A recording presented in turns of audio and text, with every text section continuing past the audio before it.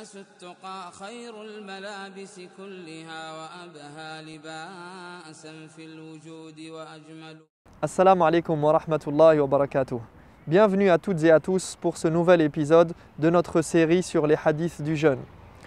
J'aimerais partager aujourd'hui pour ce 4e hadith un hadith qui n'est pas une parole du prophète sallallahu alayhi wa sallam directement, mais plutôt une discussion entre deux nobles compagnons qui sont Anas ibn Malik et Zayd ibn Thabit radiyallahu anhuma wa an as-sahabati ajma'in. Dans ce hadith, Anas nous dit عن أنس عن زيد بن ثابت رضي الله عنه قال تسحرنا مع رسول الله صلى الله عليه وسلم ثم قام إلى الصلاة قال أنس قلت لزيد كم كان بين الآذان والسحور قال زيد قدر 50 آية. Dans ce hadith, Anas rapporte cet événement qui s'est produit avec Zayd. Et c'est Zayd qui le rapporte lui-même et il dit: nous étions en compagnie du prophète sallallahu alayhi wa sallam pour partager le petit déjeuner qui précède une journée de jeûne. Et le prophète sallallahu alayhi wa sallam s'est levé pour la prière.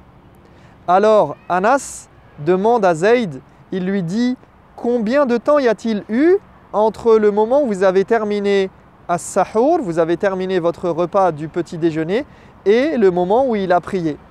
Et Zayd de répondre à Anas, il dit l'équivalent, la durée équivalente au temps que l'on met pour lire 50 versets du Coran. Alors ici, ce hadith, il est très éloquent et il nous montre premièrement que la durée entre la fin du petit déjeuner et la prière, elle est très courte. Et les savants l'ont évaluée à environ une dizaine de minutes, 15 minutes maximum. Donc, on a ce petit déjeuner qui doit être pris avant d'entamer une journée de jeûne, as-sahur ou bien as-suhur, et la prière. Entre les deux, il y a à peu près un quart d'heure, 20 minutes au maximum. Et ça, c'est la sunna du prophète sallallahu alayhi wa sallam. Et on voit ici que certaines personnes sont totalement en contradiction avec la sunna du prophète sallallahu alayhi wa sallam, puisqu'ils se disent: bon, moi, je n'ai pas besoin de prendre un petit déjeuner, c'est très difficile de se lever, même de prendre un verre d'eau, une date, ça m'embête. Je préfère terminer le soir mon repas, bien manger, et on verra ce qu'il adviendra si je me réveille ou pas.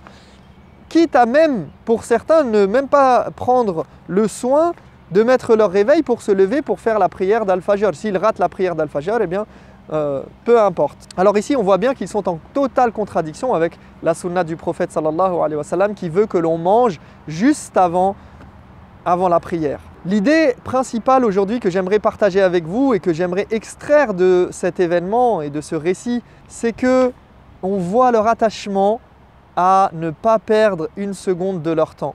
On voit leur attachement à profiter de chaque instant pour faire des adorations et notamment pour lire le Coran. En effet, ici, Zayd, naturellement, qui bien évidemment, c'est pas n'importe quel compagnon, c'est un des rapporteurs du Coran, c'est un des transmetteurs du Coran, il connaissait le Coran par cœur et il l'a transmis à de nombreux compagnons.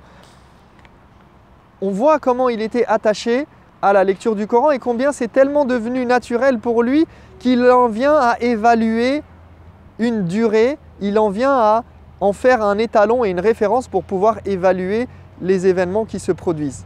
Là où peut-être certains d'entre nous diraient pour évaluer le temps: ah, je ne sais pas combien de temps c'était exactement, mais je n'ai pas eu le temps de terminer ma série. Ou bien, nous n'étions pas encore à la mi-temps du match. Ou encore, j'ai eu le temps de faire tant et tant de parties de tel ou tel jeu vidéo.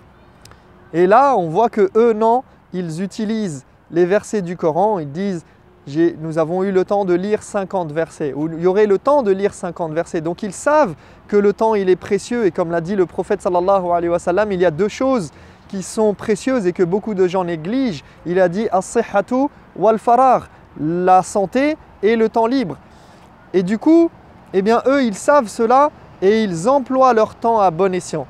Donc la leçon d'aujourd'hui pour nous musulmans qui faisons le ramadan, qui jeûnons, c'est de profiter de chaque instant pour nous rapprocher d'Allah subhanahu wa ta'ala, pour lire le Coran, pour méditer sur les paroles d'Allah subhanahu wa ta'ala et de faire que nous ne passions pas notre temps dans des futilités, que nous ne perdions pas notre temps dans toutes ces futilités de notre quotidien. Et cela nous rappelle la parole d'Allah subhanahu wa ta'ala dans le Coran, dans Surat Al-Sharh, à la fin, il nous dit « فَإِذَا فَرَغْتَ فَانْصَبْ وَإِلَى رَبِّكَ فَارْغَب » Dès que tu as un instant de libre, dès que tu as un moment de loisir et que tu n'as rien à faire, eh bien profites-en pour t'orienter vers ton Seigneur de toutes tes forces.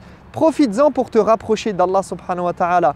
فَإِذَا فَرَغْتَ فَانْصَبْ وَإِلَى رَبِّكَ فَارْغَب et aspire à ton Seigneur avec ferveur. Va vers ton Seigneur dès que tu as cette possibilité, dès que tu as du temps pour toi. Profites-en pour lire le Coran, pour apprendre ta religion, pour écouter un cours. Profites-en pour faire 2 rak'at et faire du zikr. Profites-en, rapproche-toi de ton Seigneur par ce biais. Sur ce, je vous dis à très bientôt pour une nouvelle vidéo et un nouveau hadith et une nouvelle réflexion. Assalamu alaikum wa rahmatullahi wa barakatuh. فما أحسن التقوى وأهدى سبيلها بها ينفع الإنسان ما كان يعمل